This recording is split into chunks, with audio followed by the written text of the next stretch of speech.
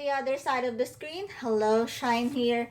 Welcome to my channel if it's your first time, and welcome back if you watched my previous videos. And I know it's been a while since I last posted a video, and for that, I'm so sorry. I just got my retainers, and honestly, I'm still adjusting to them. And I know that I sound a little bit weird in some parts, but bear with me. But I didn't want to keep pushing back the filming of this video, so here I am. So in the previous video, I talked about being blessed to be a blessing. And as I've mentioned before, it is one of our family mottos. But in that video, I kind of focused more on the material blessings. That's why today I would like to share about our talents and gifts that we could use to be a blessing to others as well. Oftentimes when we think of blessings that we could share, we think about financial or material blessings. We forget that the talents we have are also gifts from the Lord. Gifts that we could share so that we ourselves could be a blessing to other people. It says in 1 Peter chapter 4 verse 10, each of you should use whatever gift you have received to serve others, as faithful stewards of God's grace in its various forms. And also in Romans 12 verse 4 to 8, it stated, for just as each of us has one body with many members, and these members do not all have the same function, so in Christ we, though many, form one body, and each member belongs to all the others. We have different gifts according to the grace given to each of us. If your gift is prophesying, then prophesy in accordance with your faith.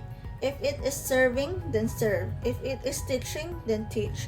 If it is to encourage, then give encouragement.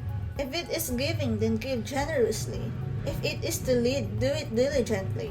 If it is to show mercy, do it cheerfully. We all have a role to fulfill, but if we don't do it, we can't be a blessing to other people.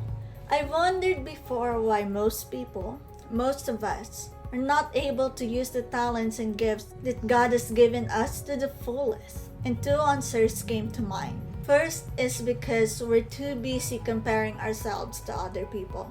Let's say, for example, in a family of 4, 3 are good at singing, while the other one is good in literature. But because the rest of the family were singers, that other one won't appreciate his or her talent in literature anymore and would just try to become like the rest of the family. The second one is that we're still unaware of the talents we have. Then obviously we can't use them. There's always an illustration that my dad shares, and in the story we have 2 characters. Let's name them John and Peter. So John is overseas while Peter is here in the Philippines. Now John has been sending presents to Peter throughout the years. And the presents that he's been sending to Peter were wall decors. Then one day after a long time, John decided to pay Peter a surprise visit. And so he did. But upon arriving at Peter's house, John looked around and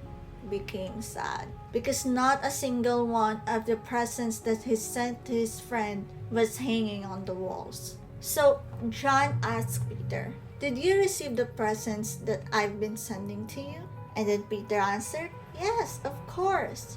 I don't see any of it around.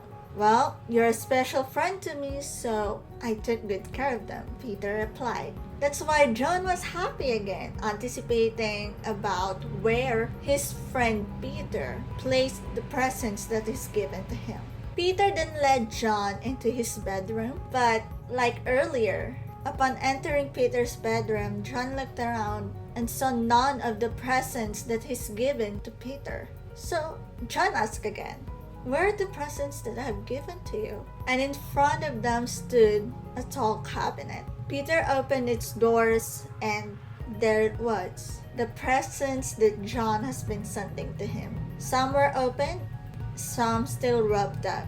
If you were John, how would you feel? Because personally, if I was John, I would be sad because I sent those presents to my friend Peter for him to hang it on the walls of his house. But none of the presents I've sent him was used for its actual purpose. And many times that is what we do with the presents that God has given to us. We keep them in ourselves, all locked away, some open, some wrapped up.